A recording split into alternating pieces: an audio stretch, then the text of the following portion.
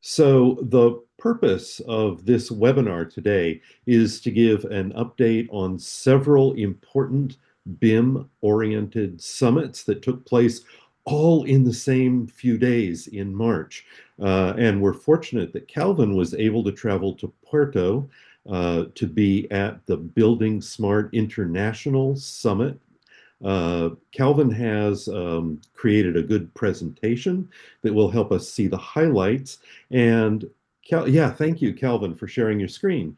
And as we move forward, perhaps, Calvin, you can also, because you're also deeply involved with Building Smart at the international level, as well as here at the US chapter level, perhaps you can give us a little more background about what's happening there.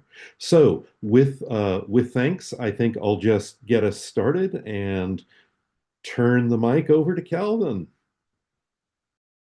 All right. Thank you. Thank you, Tony. And hello to all our Zoom webinar attendees who may be joining us now or listening to the recording later on. So thank you to all my fellow volunteers and committee members and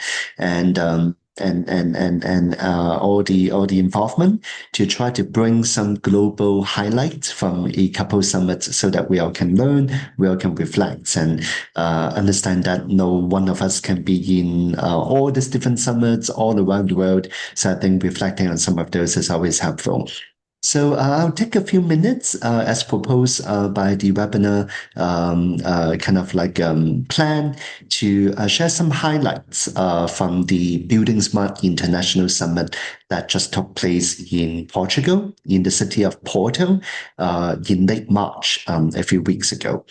So, in terms of the event itself, as many of you know, Building Smart International (BSI) has the routine of holding about two summits every year, and this one is the one in March. The upcoming one will be the one in October, and this one probably over the last 5 or 6 years, it's the most popular, most in-person attendee record was being broken by having 681 of us joining that in person. And BSI also always does a very good job of making a lot of these to be recorded, to be making them available on the BSI Summit.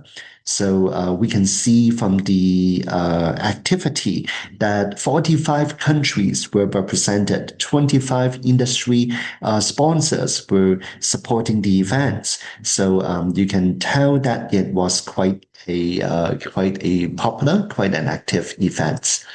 And here are some photos. I'm sure there are also a lot of good videos, a lot of good recordings, but just some snapshots. You can see that kind of like from the hackathon, 2 day before the 3 day events. So the whole event really maybe had 2 days of hackathon, followed by 3 days of plenary and domain and technical discussion. And then in the end, there was a 1 day chapter leadership international council meeting.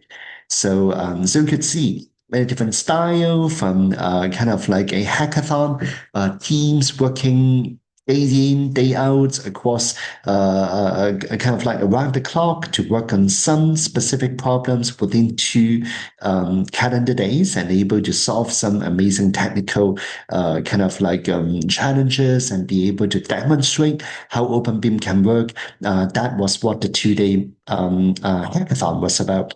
A lot of the winning and a lot of the participating teams were very, very impressive. In fact, the winning team talked about how they could do a ECF, a BIM collaboration format, a time capsule, so that as we know, there are lots of changes, a lot of kind of like evolution of a typical BIM journey. And then the winning team just borrow the concepts of how computer programmers, maybe using GitHub, right? And how we can also offer that kind of like corporate history and be able to manage those kind of like those different branches and those different journey of what a team collaboration process may look like. So again, very, very impressive. If you may be interested to look more into the hackathon.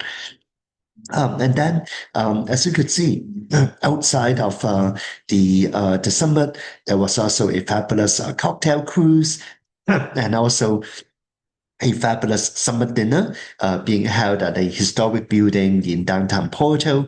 I believe that was a historic stock exchange building that has been around for over 100 years. The summit itself also took place in a beautiful customs house of the old town of Porto. And then I just want to kind of like credit Aiden, who is the managing director of BSI. Day one, he did share a little bit of highlights, which to me, I think may be good for those of us who may miss the event to just get some of the gist of what BSI is about. And again, kind of like with that many plenary sessions, and easily there may be six or more parallel sessions throughout the week. The content and the knowledge there were amazing. But again, the good news is that we always can go back and look into some of those.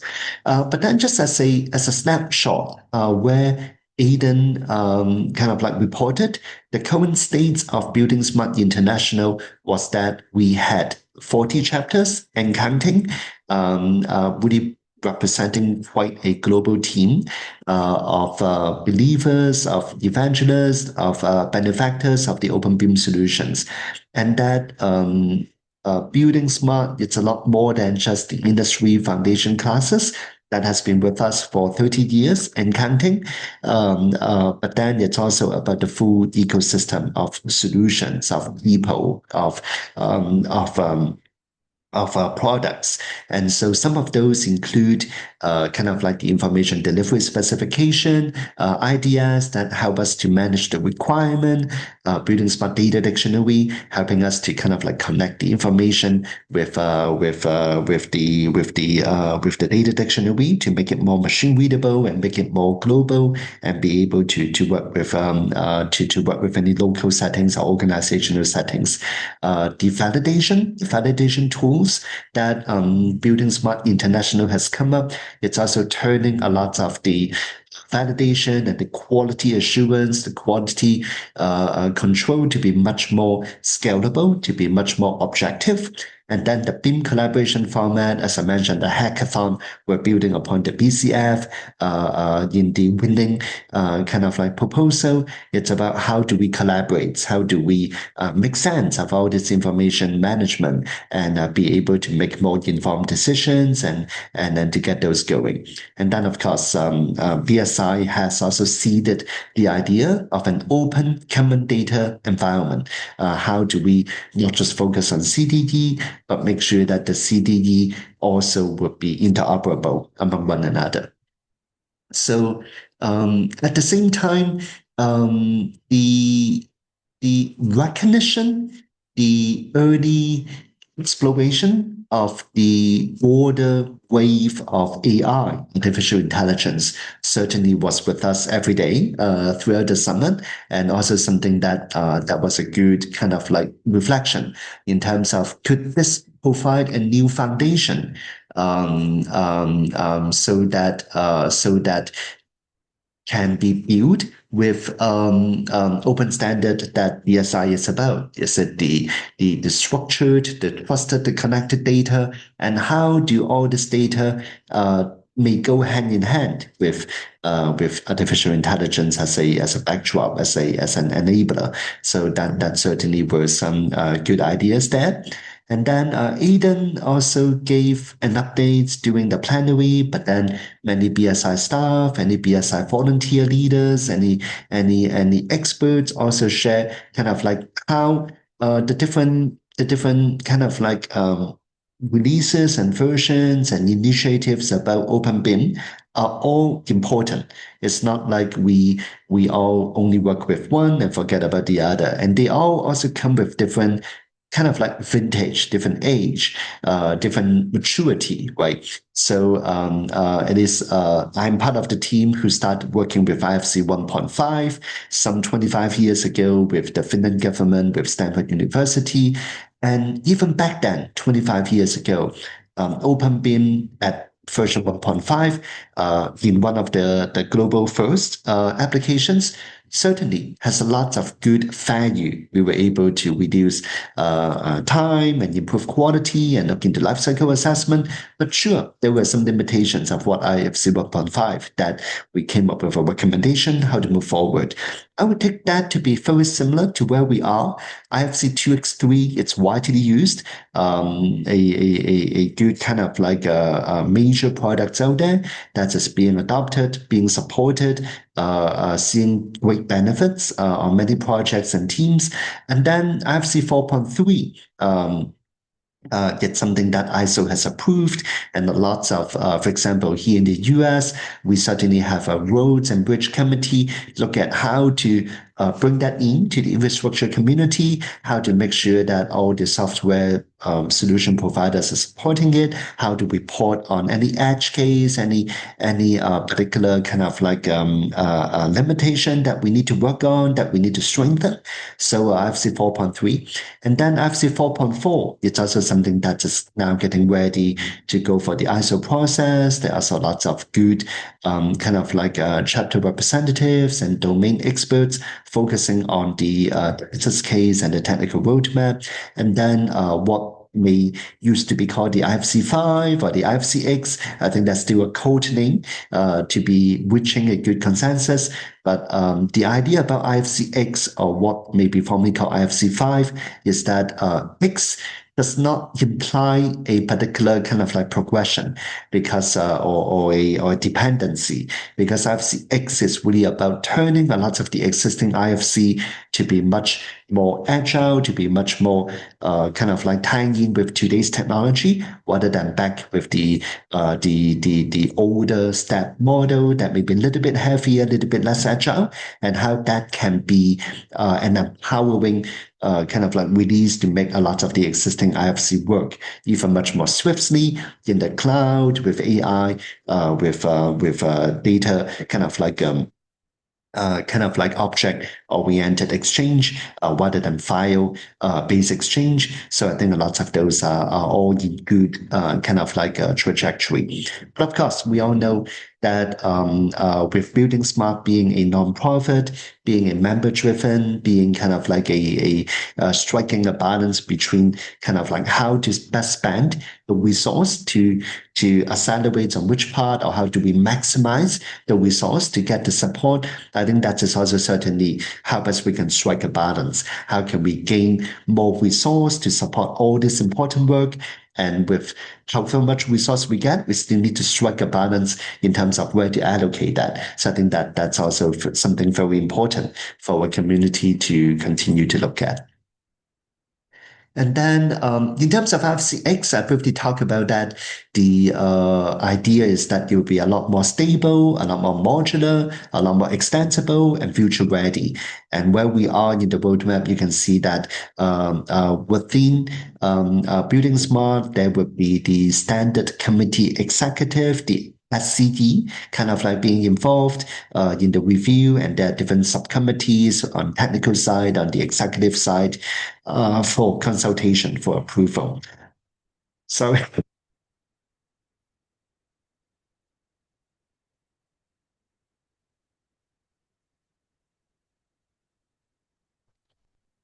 excuse me. So a lot of those are going on, and certainly I think the more that our community can go beyond a few minutes of highlights and look into the value, the roadmap, and the essence of the IFCX, the more that we can make it better as a community to work from the technical side to the business side. I think those are will be very, very relevant.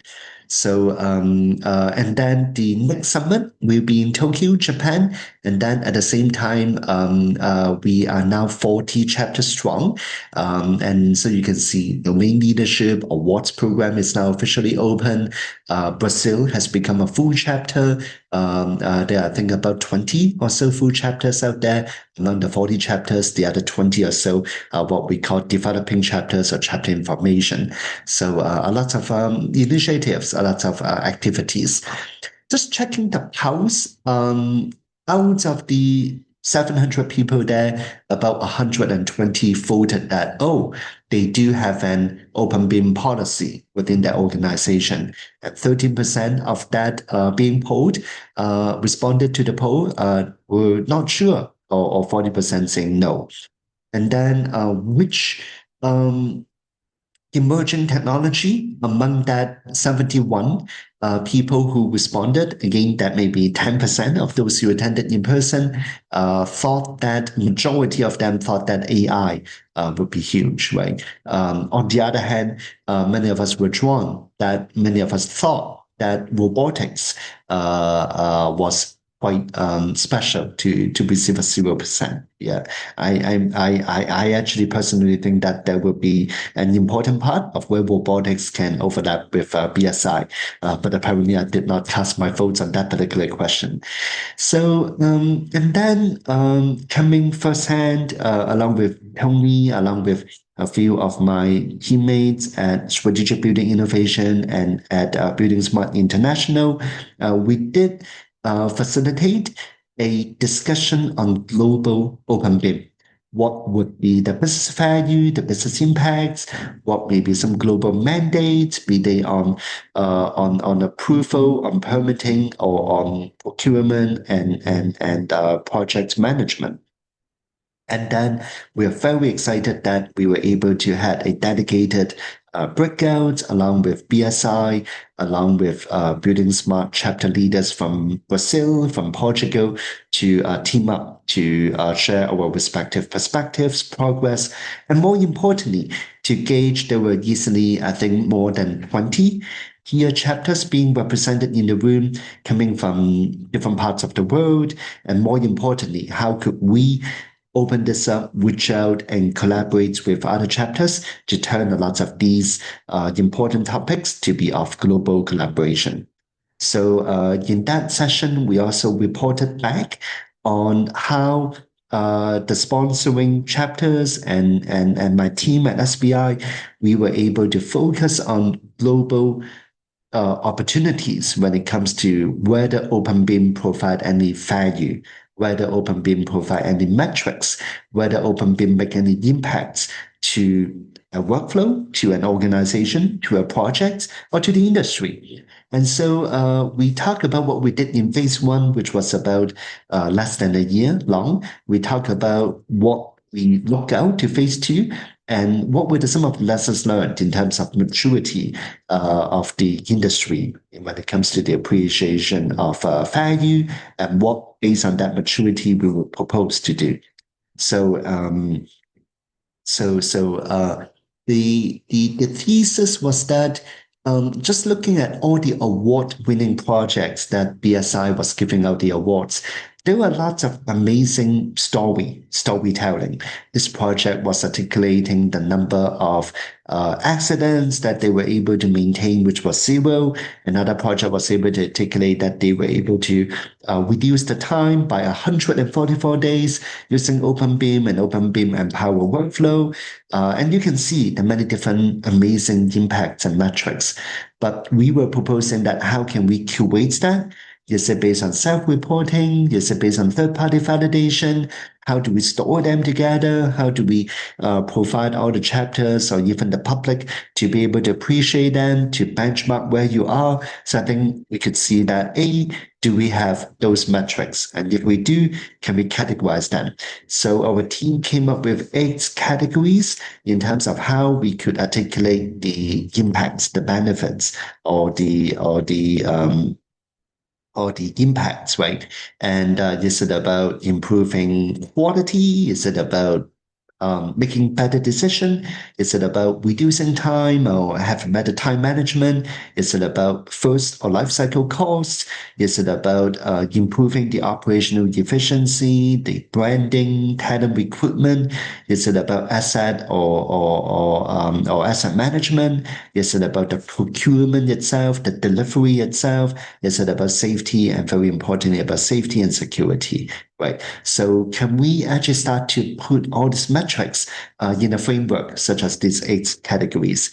And then how can we actually see from all these benefit categories, what were some of the metrics? What were some of the experiences so that we can better curate them, but we can better group them.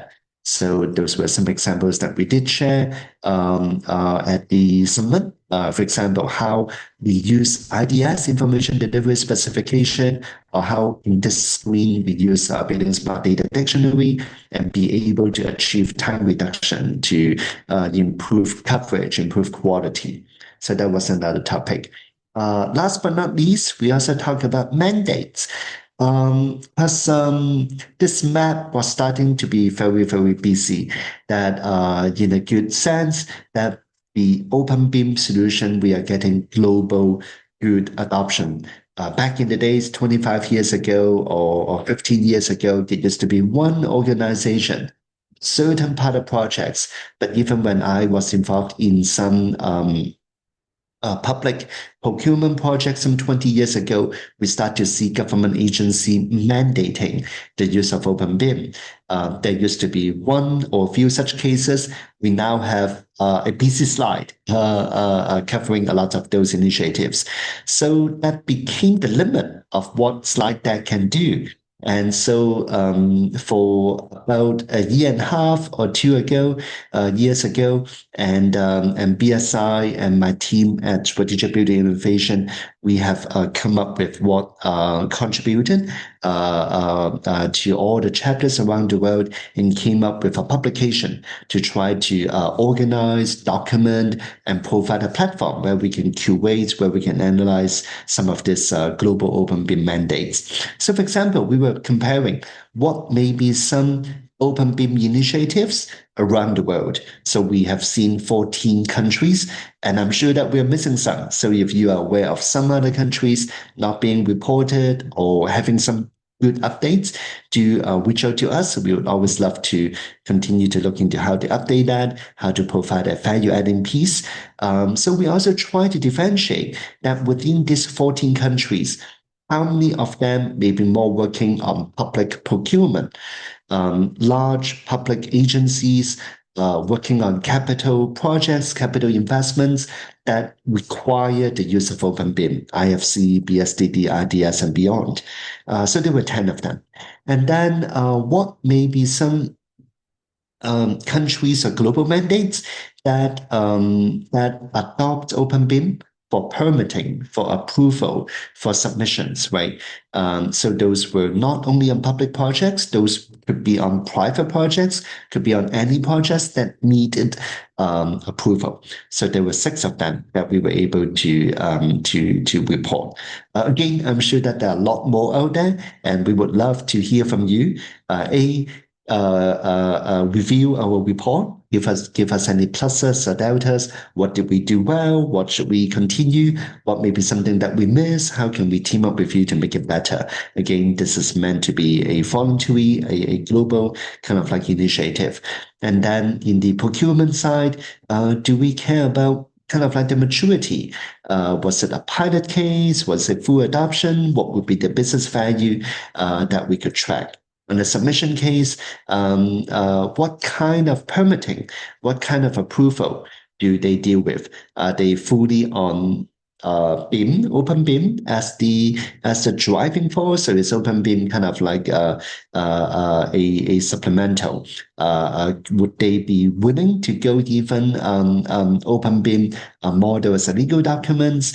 And if there may be any discrepancy or not, which one would stand, which one would override? Or would they actually go into some form of a code of practice to try to alleviate, try to remove some of those discrepancy?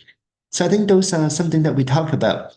And then other sessions that other domain leaders, other experts, related topic is to talk about how AI could contribute in automating code checking and e-permitting. So lots of fellow leaders like Franco, Tommy, Nick, Warren, Tama, they all also facilitated very good sessions. Again, these were only one out of six parallel sessions, out of a day full of events, out of a week-long events. But then nonetheless, in the last 20 minutes or so, just want to share some of those highlights. In the end, my personal takeaway is that while it's a very, very important to focus on open BIM, that is a consensus driven, that has made, again, many governments are not just betting on it as a pilot. They are building legislation, they are changing procurement to build upon that. So open BIM, it's here to stay, and we need to empower that to make sure that it is of relevance, it is of value, it's reliable, it is modular, everything that I did share briefly before. And then my takeaway with my team is that, yeah, we should continue to build upon the opportunity of where AI, of where robotics, or even there was some mentioning, and here in California, in the Silicon Valley, we certainly do see that open universal scene definition, open USD with Omniverse, with digital twin, with where the movie industry, the manufacturing industry are going with a 3D based kind of like future of the environment. It's an important part that our built industry should be connected to, should be first, should demonstrate that how our semantics, our understanding of the built asset be able to speak with, contribute, and be interoperable among other standards out there. Be they ISO, which OpenBIM is part of, be they GIS related, where OGC maybe an expert, be they OpenUSD, where NVIDIA and the Omniverse ecosystem may be leading. I think we continue to not only need to work to be a good standard within the construction industry, but also how we speak bilingually, multilingually with other good standard setting bodies out there. So, which is why that this is an initiative that none of us can do it alone. With our chapter, we all need to do it globally. So, with that, I'll turn it back to Tony and team. And I'm Calvin Can, founder CEO of Strategic Building Innovation, serving as a chapter president for Building Smart USA, and then also serving for 20 years and counting as an adjunct professor with Stanford University, Sci-Fi. Calvin, thank you so much. As always, you've done a brilliant job bringing together events from several days of sessions into a very concise digest for us all from the perspectives of not only this chapter, but Building Smart International, and also from strategic building innovation. And it's also very useful to hear your insights as an adjunct professor at Stanford University. So thank you so much for this wonderful information. We will post that QR code that Calvin showed to the Building Smart USA website so that everyone can have access to the recordings as they're made available. We also have with us today, and I am delighted to introduce Sarah Mertz, my colleague from Building Smart International Professional Certification Steering Committee, also the head of Academy for DEU BIM, a consulting firm that helps people with digital transformation. Hi, Sarah. Sarah is located in Germany, and she has attended at the Building Information Modeling Summit in Cologne.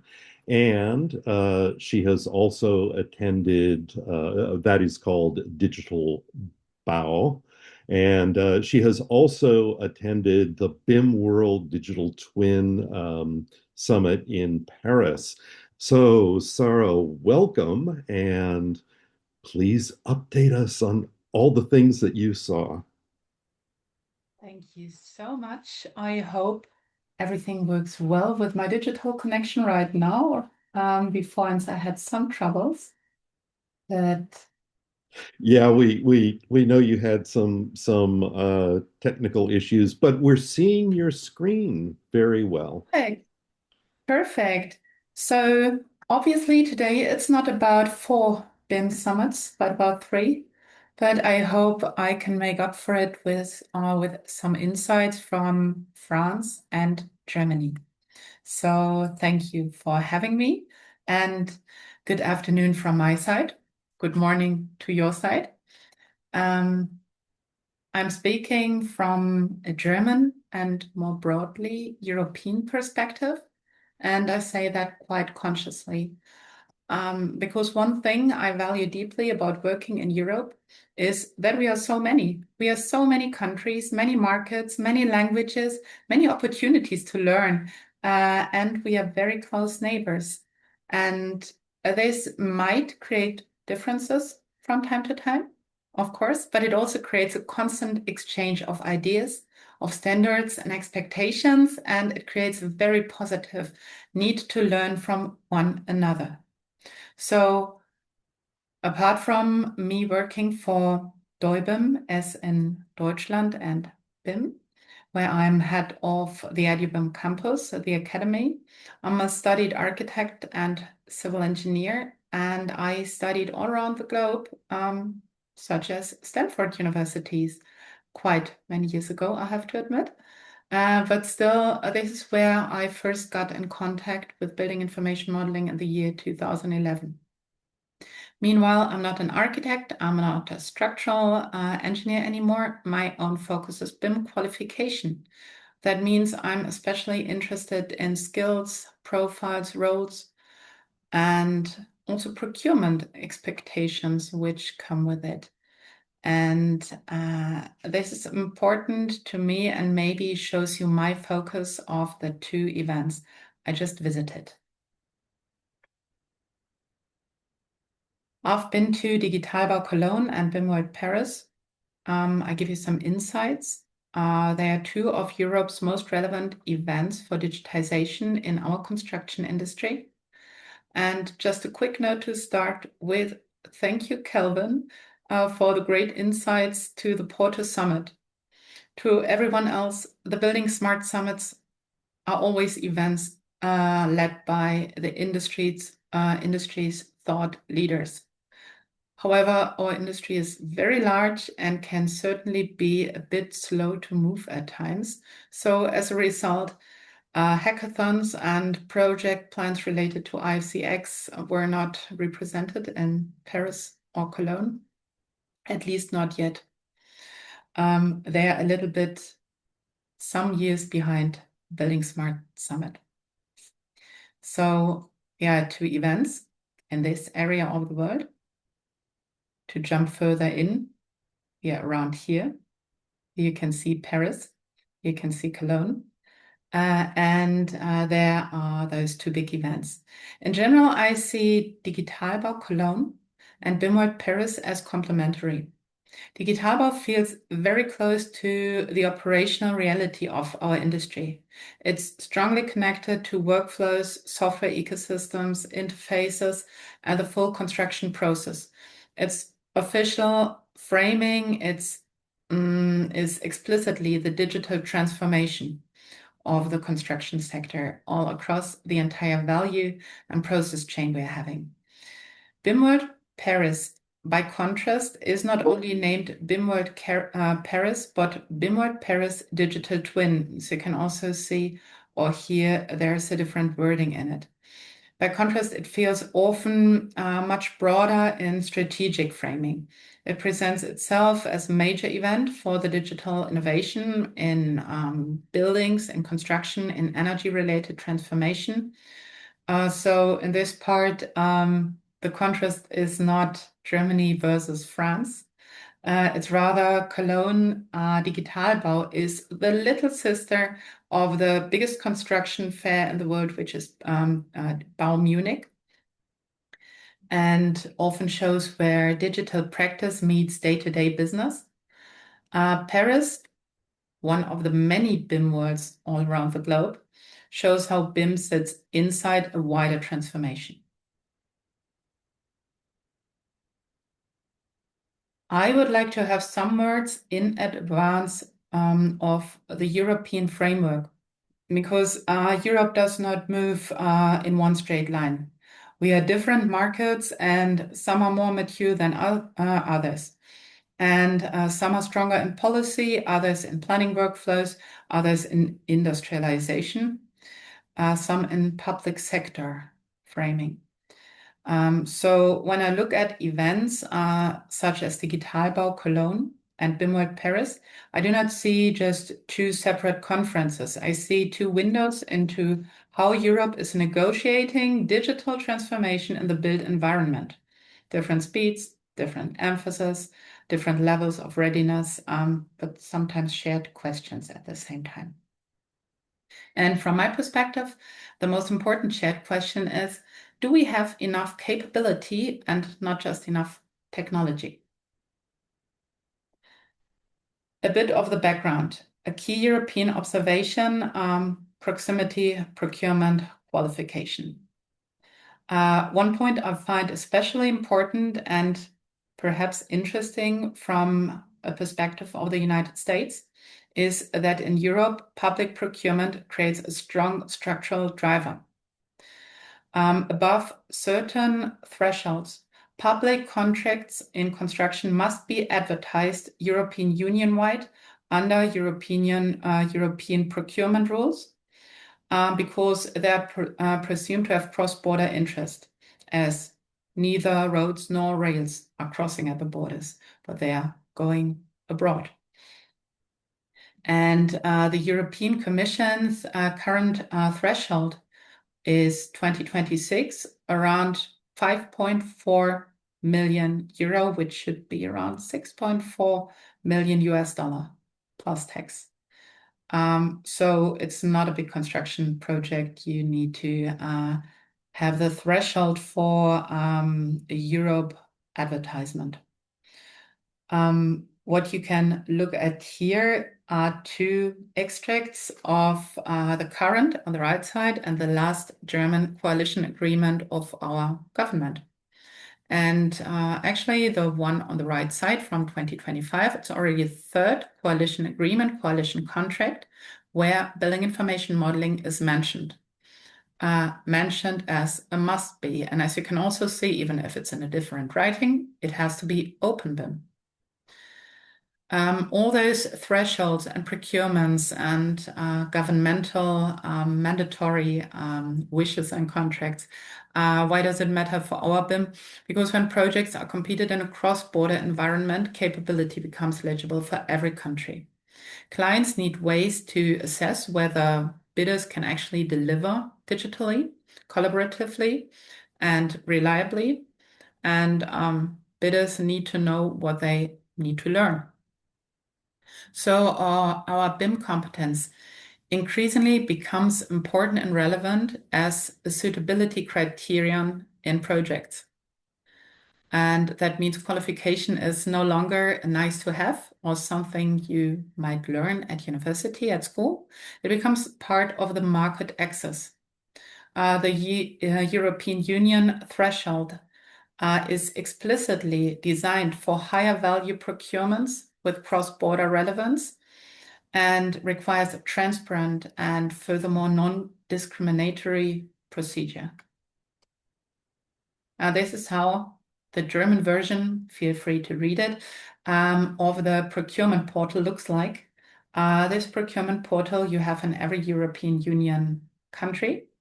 And here you can already see it has to be building information modeling. I'm pretty sure you can see the BIM, BIM, BIM everywhere. And for example, all these abbreviations, you can be sure, also have something to do with building information modeling, such as AIA is EIR, or BAP, if you can see it as BEP. So this is definitely all about BIM, and you can only bid when you deliver the correct qualification and qualification scheme. What we are using, at least in Germany, is the Building Smart International qualification framework. It starts in Germany with foundation, not with entry level. We might have overcome this part. But first, let's talk about product neutrality. Because in public project, we have to keep product neutrality in mind. As you know, it does not only concern specific products, such as certain window or door. In many European countries, it furthermore concerns software to be used. So it's all about open BIM. No one can just demand Revit in a public project, for example. It's open BIM. And this product neutrality is also about the certifying body. Means that no one must be discriminated only because holding a certificate of a certain certifying body or university, because you might discriminate small and medium-sized enterprises, and it's mandatory to give an equal treatment.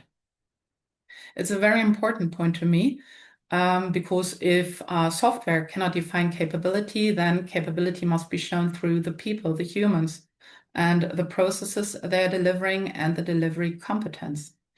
So when we are having a look at the Building Smart International certification program, starting with foundation,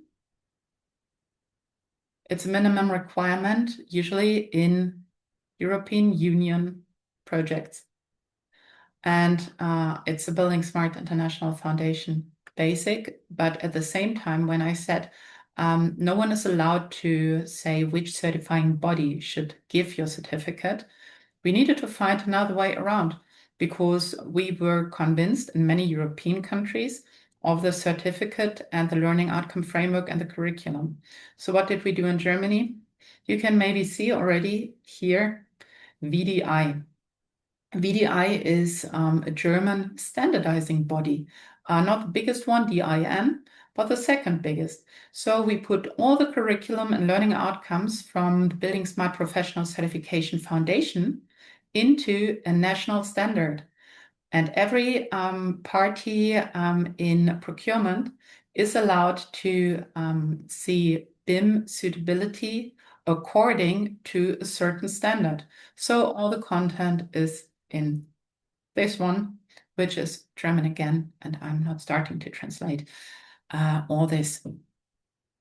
Furthermore, bigger cities, municipalities are meanwhile already asking for a practitioner certificate, which in Germany we are providing since 2022, I'd say. But in a different version to the Open BIM practitioner, which was launched this year. We are having Open BIM coordinator and Open BIM manager in these ways. So keep in mind, this European Union, what is meant by maturity gap, 47 to 27 to X. There is a maturity gap. So there's not like a pub quiz. It's about these numbers are important, because I'd like to emphasize Europe is close, but it's not uniform. The European market. Well, yeah, we are close, but we are so many. We have 47 countries in Europe, of which 27 belong to the European Union, having the same codes of law in some parts. But we are definitely not having the same maturity level. There are differences between countries, between public and private sectors, between large and small enterprises, and also between the disciplines. And I think especially this last point matters too, because in many cases in Europe, planning disciplines are further along digitally than downstream delivery environments. Design teams may be relatively comfortable with model-based working, structured data, coordination, etc., while parts of execution, construction, site processes, specialist trades, smaller subcontracting firms, they are not so digital, well, not at all, to be precise. And I can tell you that Europe's diversity is a challenge, but it's also a strength. Our markets are different, but we are closely connected. That means we are constantly pushed to cooperate, to translate between contexts, and to look for shared solutions that can work across borders. Finally, I'm reaching the two events, I'd say. I'd like to start with Digitalbau Köln, or in English, Digital Construction Cologne, which took place in March this year. And what stood out of Digitalbau Cologne? Looking specifically, one thing that stands out is how strongly the event continues to position itself around the entire process chain of digital construction. Official and sector recaps also point to a very visible presence of federal BIM initiatives and really federal institutions such as BIM Deutschland, BIM Germany, which is federal. Also practical workflow discussions, and here as well a strong showing around artificial intelligence, interfaces, solutions. And I saw three especially relevant signals there. AI is everywhere, as already mentioned by Calvin Kam. But in my opinion, our industry is still sorting signal from noise. There's a lot of energy and everyone is talking about. There's a lot of language, a lot of demonstrations, but still, in my opinion, not always a proportional amount of robust and repeatable and value in the day-to-day project delivery. That does not mean artificial intelligence is irrelevant. Quite the opposite. It means that the market is moving from fascination towards scrutiny. And this is, in my opinion, quite healthy. Independent recaps from Digitalbau also highlighted AI as one of the most dominant themes. Second, interoperability. As I already mentioned, Open BIM is mostly mandatory in public projects in Germany and also in other European countries. And also practical implementation is a central part. It's not only because interoperability and practical implementation are fashionable, but they are unavoidable. The closer you get to actual delivery, the less patience people have for beautiful digital playarounds and concepts that do not survive handover points. Brings us to number 3, qualification. More and more strategic, precisely because tools are multiplying. In Germany so far, there must be around 15 to 20,000 individuals being certified by Building Smart International on the foundation level and a few thousand on practitioner level. And the more solutions, also tools a market offers, the more valuable it becomes to have people who can evaluate the tools critically, embed them properly, use them, connect them to the processes.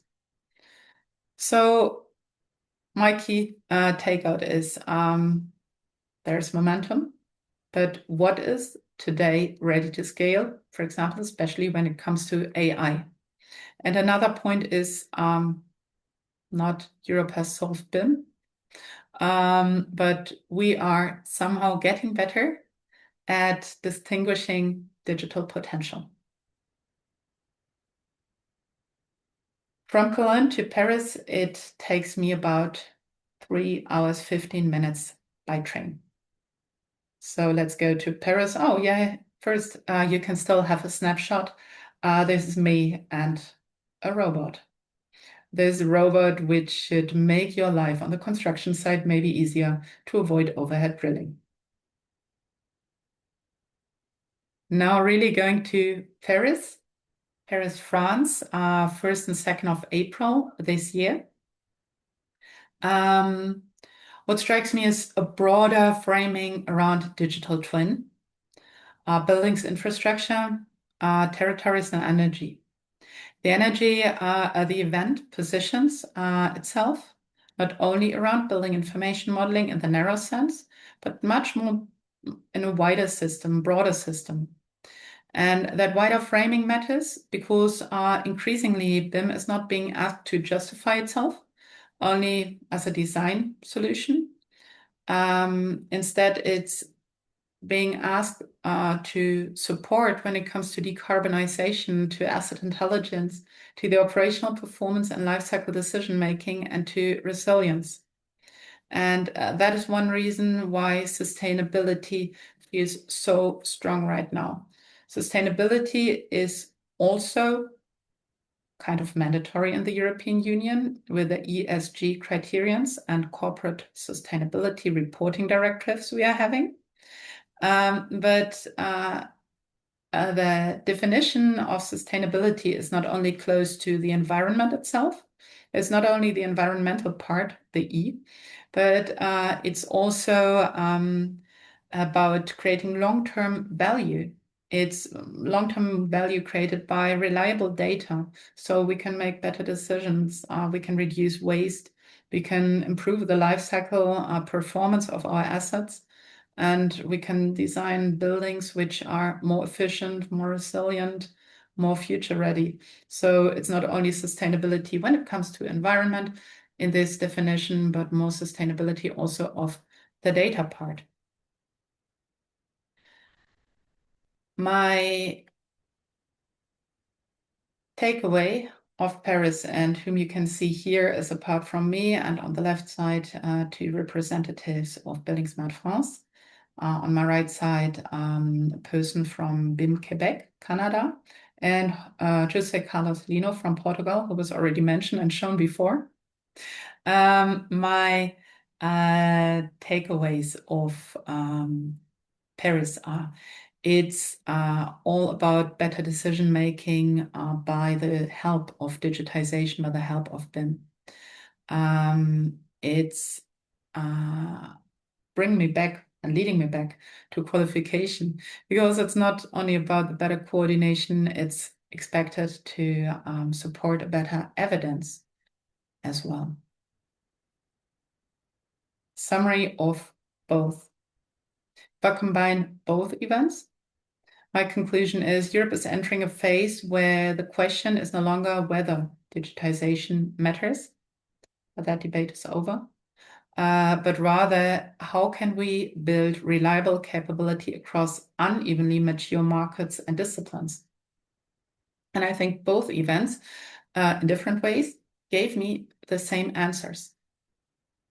Qualification is moving to the center, not only in the narrow sense, even if we are qualifying and also certifying our students at schools, but furthermore to role clarity, a baseline understanding, and the ability to work across tools and standards, and also be very open-minded to future. Next one, artificial intelligence is relevant, maturity matters.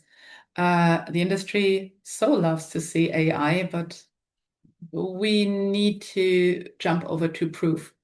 Because right now it's a lot of talking, it's a lot of promising. We would like to see the proof. Sustainability, no longer optional framing, it's mandatory. We have these reporting directives, and we are convinced that BIM is going to support us by reaching them. And it's all about openness, open environment. It's all about open BIM. If you cannot simply prescribe one software ecosystem, then you need a stronger shared language around deliverables. You need stronger shared standards and roles. And as I mentioned, our European procurement framework is not only supporting, but asking for that equal treatment. So it's asking for open BIM.